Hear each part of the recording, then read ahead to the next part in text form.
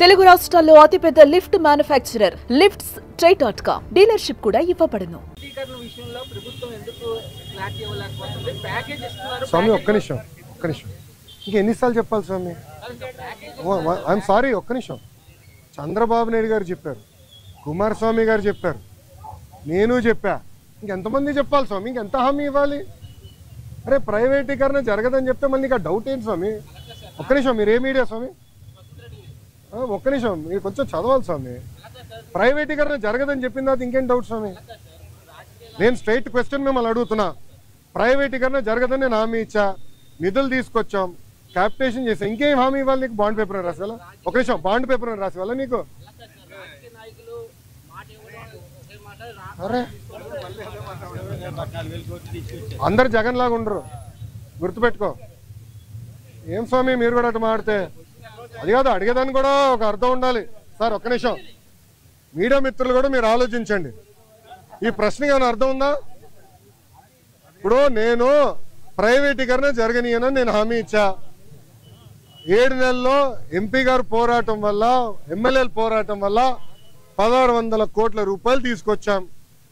భారతదేశం వ్యాప్తంగా అన్ని ఉక్కు ఫ్యాక్టరీలు ప్రైవేటీకరణ జరిగే సమయంలో విశాఖ ఉక్కుకే, కేవలం విశాఖ ఉక్కుకే 11,000 కోట్ల రూపాయలు ఎక్విటీ రూపంలో, నాట్ డెట్, ఎక్విటీ రూపంలో కేంద్ర ప్రభుత్వం తీసుకొస్తుంది.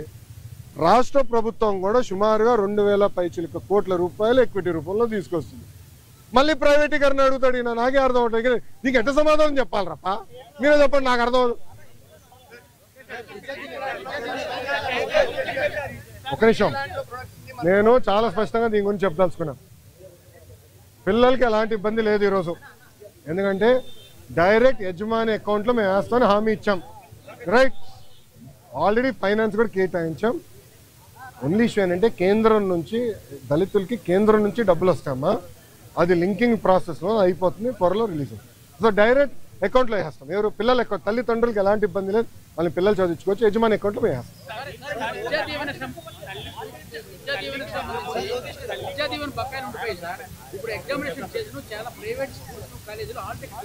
ఒక నిమిషం, ఎవరు ఇవ్వట్లేదు నాకు చెప్పండి, కఠినంగా యాక్షన్ తీసుకుంటా.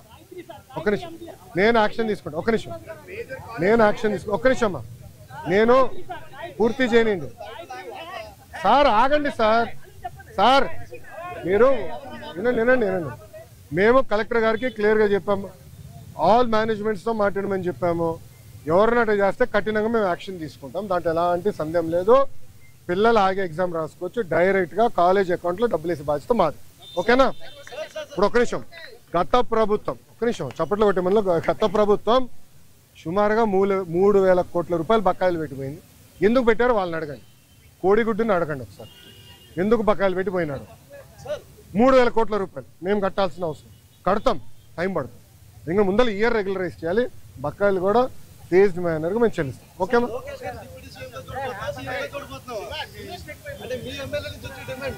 తెలుగుదేశం పార్టీ కార్యకర్తగా చూస్తున్నాను అంతే, నాకు అవసరం లేదు అనా. ఒక్క నిమిషం, చంద్రబాబు నాయుడు గారు నాకు ఏ బాధ్యత ఇచ్చినా అహర్నిశలు నేను కష్టపడతా, పని చేస్తా, పార్టీని బలోపేతం చేస్తా. అంతేగాని పార్టీకి చెడ్డ పేరు మటుకు నేను తీసుకురాను. మీరు చూశారు, పాదయాత్రకి వెళ్ళా, నా వల్ల పార్టీకి ఏనాడు ఒక ఇబ్బంది కలగదు. నేను ఒక క్రమశిక్షణతో పార్టీ నాకు ఇచ్చిన ప్రతి బాధ్యత నేను నెరవేరుస్తాను, కట్టుబడి ఉన్నా. కొత్త కమిటీల్లో నేను కూడా ఒక చర్చ చేస్తున్నా, రేపు పాలిట్ బ్యూరోలో డిస్కస్ చేస్తున్నా.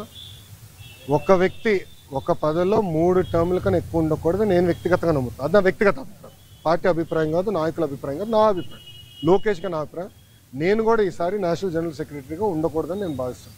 ఎందుకంటే 3 టర్ములు నేను అక్కడనే ఉంటున్నాను, వేరే వాళ్ళు కూడా అవకాశం రావాలి. గ్రామ పార్టీ నుంచి పార్టీలో మూవ్మెంట్ పాలిట్ బ్యూరో వరకు రావాలనేది నా లక్ష్యం, నా ఆలోచన. రైట్ ఆర్ రాంగ్ అది పెద్దలు నిర్ణయిస్తారు, నా ఆలోచన అది.